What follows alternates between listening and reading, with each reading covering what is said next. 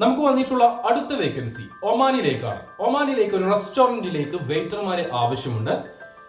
ഇതിലേക്ക് 21-നും 30-നും ഇടയിൽ പ്രായമുള്ള 10ാം ക്ലാസ് ക്വാളിഫിക്കേഷൻ ഉള്ള മലബാർ ജില്ലകളിലുള്ള, അതായത് കാസർഗോഡ് മുതൽ പാലക്കാടിന്റെ അതിര് വരെ, അങ്ങനെ പാലക്കാട് ടു കാസർഗോഡ് ജില്ലയിലുള്ള യുവാക്കളെയാണ് ഈ ഒരു വേക്കൻസിയിലേക്ക് പരിഗണിക്കുന്നത്.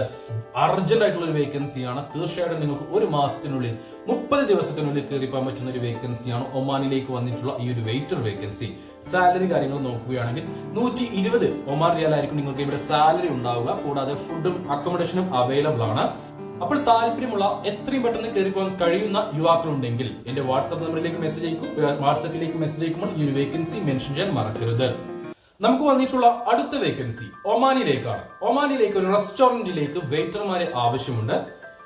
ഇതിലേക്ക് 21-നും 30-നും ഇടയിൽ പ്രായമുള്ള 10ാം ക്ലാസ് ക്വാളിഫിക്കേഷൻ ഉള്ള മലബാർ ജില്ലകളിലുള്ള, അതായത് കാസർഗോഡ് മുതൽ പാലക്കാടിന്റെ അതിര് വരെ, അങ്ങനെ പാലക്കാട് ടു കാസർഗോഡ് ജില്ലയിലുള്ള യുവാക്കളെയാണ് ഈ ഒരു വേക്കൻസിയിലേക്ക് പരിഗണിക്കുന്നത്. അർജന്റ് ആയിട്ടുള്ള ഒരു വേക്കൻസിയാണ്. തീർച്ചയായിട്ടും നിങ്ങൾക്ക് ഒരു മാസത്തിനുള്ളിൽ 30 ദിവസത്തിനുള്ളിൽ കയറിപ്പോകാൻ പറ്റുന്ന ഒരു വേക്കൻസിയാണ് ഒമാനിലേക്ക് വന്നിട്ടുള്ള ഈ ഒരു വെയിറ്റർ വേക്കൻസി. സാലറി കാര്യങ്ങൾ നോക്കുകയാണെങ്കിൽ 120 ഒമാൻ റിയാൽ ആയിരിക്കും നിങ്ങൾക്ക് ഇവിടെ സാലറി ഉണ്ടാവുക. കൂടാതെ ഫുഡും അക്കോമഡേഷനും അവൈലബിൾ ആണ്.